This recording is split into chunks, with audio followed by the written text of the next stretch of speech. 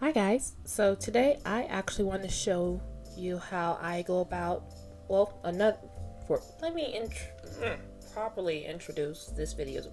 Welcome to Webtoon Artist Rambles, Webtoon Artist Rambles, or my Webtoon Artist Rambles series. So I actually want to talk about another way that you can go, how I, what am I saying? How I slice my webtoons with Clip Studio Paint. Now, I just want to preference this and say that you can, of course, use Croppy's website to crop everything, and there are many different ways that you can go about cropping and slicing up your webtoon to upload it onto whatever webtoon platform you'd like. I'm just going to share how I go about doing it, or at least one of the ways that I go about doing it. So, with my webtoon, the format that I work in, here's the canvas size, is usually double the size that Webtoon suggests you upload, Webtoon's recommended size, which is like, it's supposed to be 800 by 1280, and I usually just have my stuff like 800. Oh, what am I doing? I usually have my working, so what I draw on, I usually have that 1600 by what you just saw, 4800. I cannot words. So anyways, after I draw all of my webtoons, have them all drawn up, I go ahead and I export it. So let me go ahead and bring up the exported file because this is already done, so give me 1 second. For batch exporting, you could just like do it like this, and that's usually how I export. I go over here, and then I export it at the 800? Yeah. So export at 800, and there you go. Just click OK. So give me 1 second. I'm going to pull up the other file because I'm not actually going to export. So let me close this out and give me 1 second. Here it is. Okay, so this is the already exported file. And here's the canvas. So now, what I do, and this is a bit tedious, you see these reference points? I use this so that I know some people they'll move it like this and export it like that.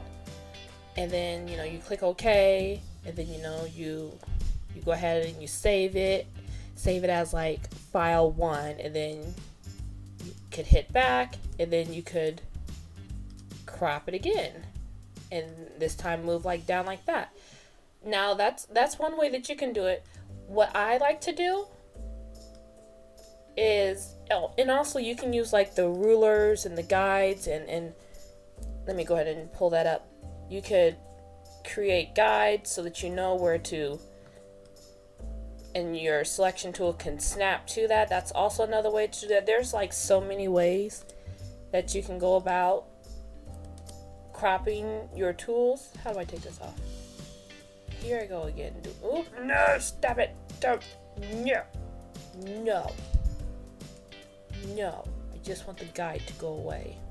Why do I continue to pull stuff up on my screen and I do not know how to make it go away? We're not gonna worry about that. Let me focus. Oh, my side is this.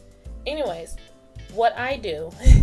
Again, it would have been Webtoon Artist Rambles if I wasn't rambling. What I do, I go to change canvas size, and I click these reference points.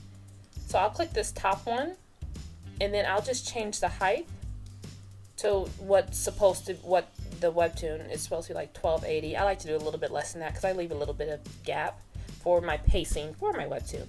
And you can go ahead and click OK, and you can export it, save it as like file 1 or whichever you like to name your files. And then I'll click the back or the undo button.